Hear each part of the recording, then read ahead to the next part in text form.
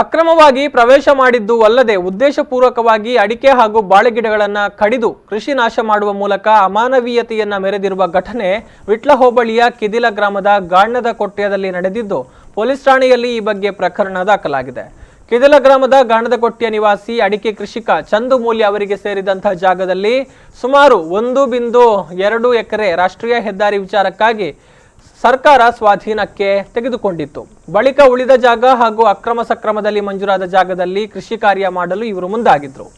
ಚಂದು ಮೂಲ್ಯ ಮತ್ತು ಅವರ ಸಹೋದರ ಡೊಂಬಯ್ಯ ಮೂಲ್ಯ ಅವರ ನಡುವೆ ಇರುವ ಜಾಗದ ತಕರಾರು ಉಚ್ಚ ನ್ಯಾಯಾಲಯದಲ್ಲಿ ಇತ್ಯರ್ಥಗೊಂಡಿದ್ದು ಚಂದು ಮೂಲ್ಯ ಅವರ ಪರ ತೀರ್ಪು ಬಂದಿತ್ತು. ಇದನ್ನೇ ದ್ವೇಷವಾಗಿಟ್ಟುಕೊಂಡು ಡೊಂಬಯ್ಯ ಅಣ್ಣನ ತೋಟದ 15 ಅಡಿಕೆ ಮರ ಹಾಗೂ 7 ಬಾಳೆ ಸಸಿಗಳನ್ನ ಕಡಿದು ಹಾಕಿದ್ದಾರೆ ಎನ್ನಲಾಗಿದೆ.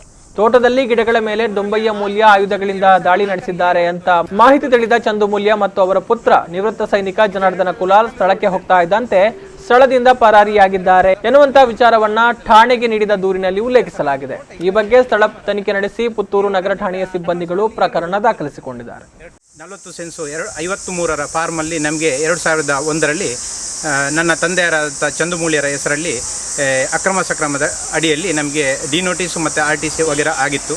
ನಾವು ಕೃಷಿ ಕೃತಾವಳಿ ಮಾಡಿಕೊಂಡು ಅನುಭವಿಸಿಕೊಂಡು ಬರ್ತಾ ಇದ್ದು ಇತ್ತೀಚಿನ ಮೊದಲಿಂದಲೂ ಜಾಗದ ತಕರಾರು ಇದ್ದ ಕಾರಣ ಅಪ್ಪನ ತಮ್ಮನಾದ ನನ್ನ ಚಿಕ್ಕಪ್ಪನಾದ ಡೊಂಬಯ್ಯ ಮೂಲ್ಯನು 28ರ ಸಂಜೆ ಸಾಧಾರಣ 4-4:15ಗೆ ಅಕ್ರಮವಾಗಿ ನಮ್ಮ ಜಾಗಕ್ಕೆ ಪ್ರವೇಶ ಮಾಡಿ ಎಲ್ಲ ಅಡಿಕೆ ಮರ ಬಾಳೆ ಗಿಡಗಳನ್ನು ಕಡಿದು ನಮ್ಮನ್ನು ನೋಡಿ ಪರಾರಿಯಾಗಿದ್ದೇನೆ.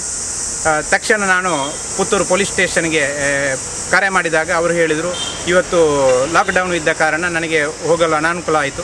ಮರುದಿವಸ ನಾನು ಬೆಳಗ್ಗೆ ಹೋಗಿ ಅವನ ಮೇಲೆ ನಾನು ಕಂಪ್ಲೇಂಟ್ ಕೊಟ್ಟೆ.